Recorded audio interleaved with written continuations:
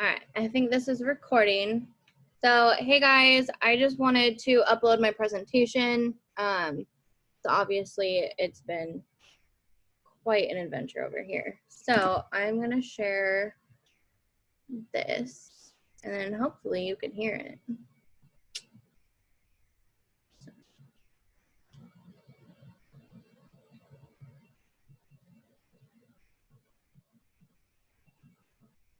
The following segment is sponsored by Dick's Auto Group.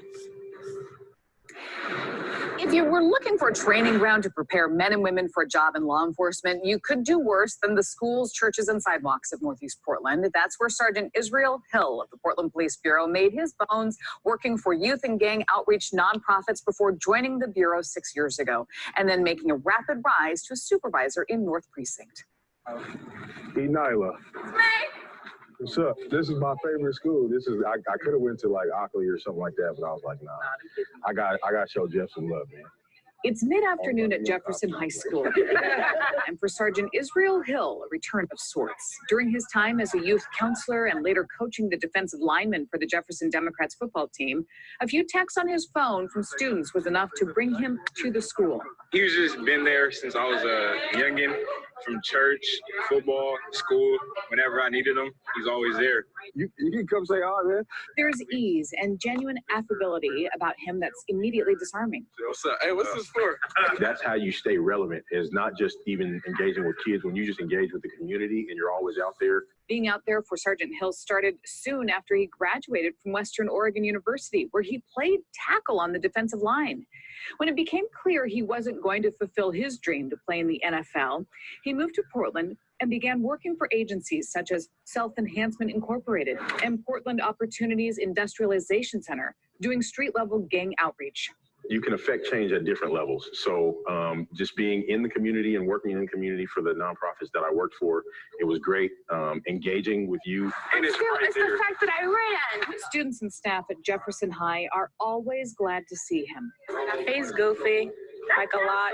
He always joking around and kidding around. But when it's time to get serious, he doesn't. He's always checking up on me. Principal Margaret Calvert knows him from his days of youth outreach and as a school resource officer at numerous Portland public schools. Hold on one sec. What are you now? Anyways, and it's awesome that he's an everyday hero.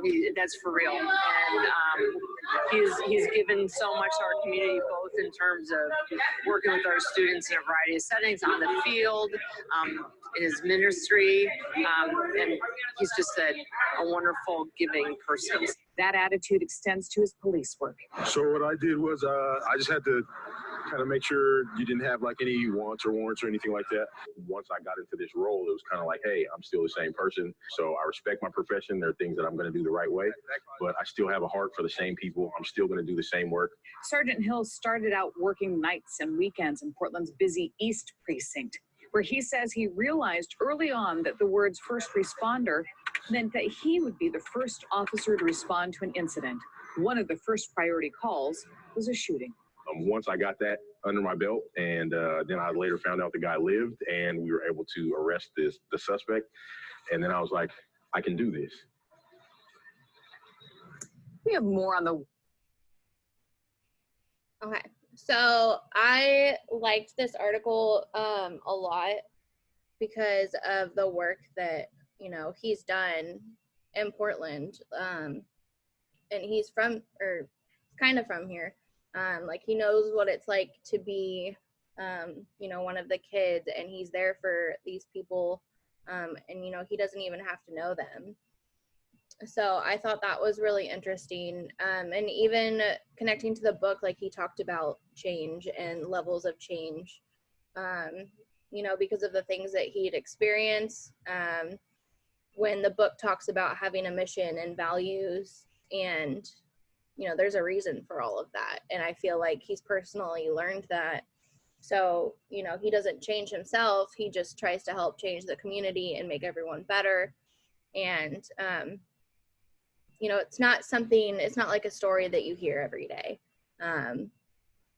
Like, you know, there are police officers that are like, that keep in touch with the community, but with how, you know, he's from Oregon, or moved to Oregon, Portland, Oregon. can't talk. And then like, you know, did the outreach stuff, and then he kept moving up, but he stayed the same person. And he had the same values.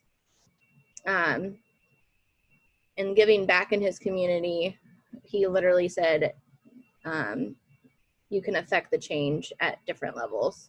So I thought that was super important, and right away that connected me to the book. You know, he helps these youth give a voice. He's there for them. Like the one girl said, he can joke around, but he can be serious too. So it's being flexible too. I also wrote about